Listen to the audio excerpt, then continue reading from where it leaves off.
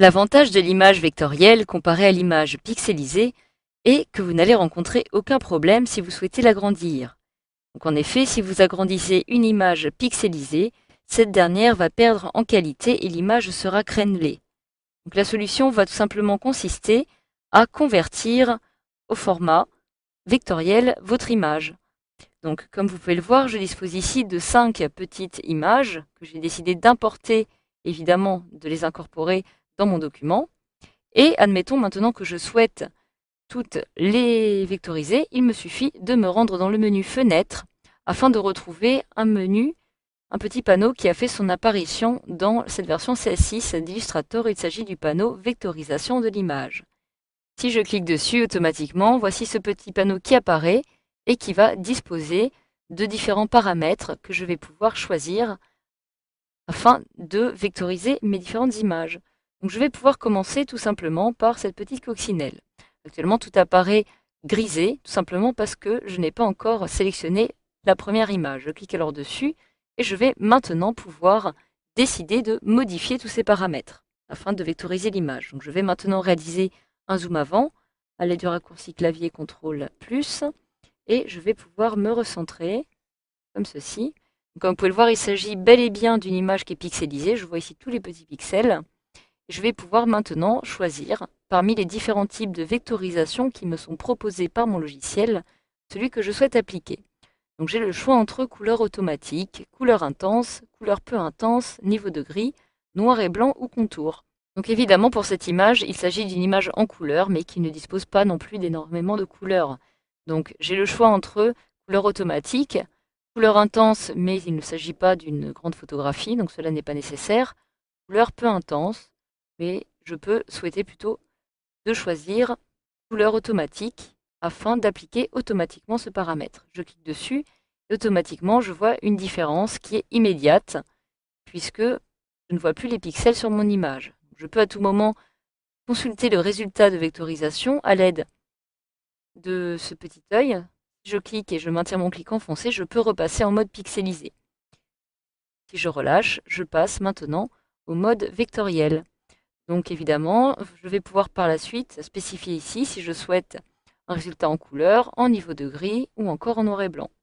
Donc une fois que vous avez appliqué tous ces paramètres, si le résultat vous convient, vous avez maintenant la possibilité de cliquer sur Décomposer, tout simplement pour convertir votre objet en vectorisation de tracé. Je clique alors sur Décomposer et automatiquement je vais avoir tous les tracés qui vont apparaître ici. Je pourrai modifier par la suite. Alors si je modifie l'affichage par exemple afin de passer en mode tracé, je vais bien voir ici tous les tracés qui vont apparaître. Je repasse en mode aperçu et je vais maintenant pouvoir passer à l'image suivante. Donc il s'agit ici d'une petite poule qui a été dessinée. Il s'agit bien d'une image pixelisée, donc je clique dessus pour la sélectionner. Évidemment, comme vous pouvez vous en douter, le type de vectorisation le plus judicieux pour cette image est le type contour, puisqu'il y a uniquement des contours qui apparaissent. Je peux alors cliquer sur contour et je vais maintenant décider d'accéder par exemple aux paramètres avancés. En effet, je vais avoir ici, lorsque je vais pouvoir les faire apparaître, différentes options qui vont être similaires pour tous les types de vectorisation d'images. Et justement, en ce qui concerne cette image-ci, la partie qui va nous intéresser va être celle-ci, ignorer le blanc. En effet, je ne souhaite pas, par exemple, que tout le contour qui apparaît en dehors de ma petite poule apparaisse de couleur blanche, mais plutôt transparente. Je vais alors cocher cette petite case. Je vais ici avoir un aperçu avant-après. Et je peux maintenant, si cela me convient, cliquer sur Décomposer pour faire apparaître les tracés. Donc des tracés que je pourrais par la suite modifier avec la flèche blanche, par exemple, simplement sélectionnant les points de mon choix. Donc voilà, je reclique à nouveau sur l'outil sélection et je vais accéder maintenant à ce petit logo, cette petite image qui apparaît ici. Je réalise d'ailleurs un petit zoom arrière. Et donc il s'agit d'un logo que j'ai récupéré, mais j'ai perdu dans mes dossiers l'image vectorielle. Donc je souhaiterais récupérer les tracés directement à l'aide de ce petit panneau. Je clique dessus pour le sélectionner. Parmi les différentes possibilités de vectorisation qui s'offrent à moi, je vais évidemment choisir la vectorisation noir et blanc. Je clique alors ici et automatiquement, comme vous pouvez le voir, si je clique sur le petit œil, il y a une nette différence entre avant et après. Donc, vous pouvez de la même façon choisir ici les différents modes. Vous avez tracé, angle, bruit, etc. Nous verrons plus tard. Donc une fois que le résultat me convient, je peux maintenant cliquer sur décomposer et je vais bel et bien retrouver ici tous les tracés sur mon petit logo. Je passe à l'image qui se trouve en dessous, qui apparaît ici. Il s'agit d'un petit chat. Je clique dessus pour la sélectionner. Alors ici, il s'agit d'une image en couleur, donc je vais avoir plusieurs possibilités. Donc en fait, si vous choisissez entre l'un de ces deux formats, ce qui va changer va être en fait le nombre de couleurs utilisées.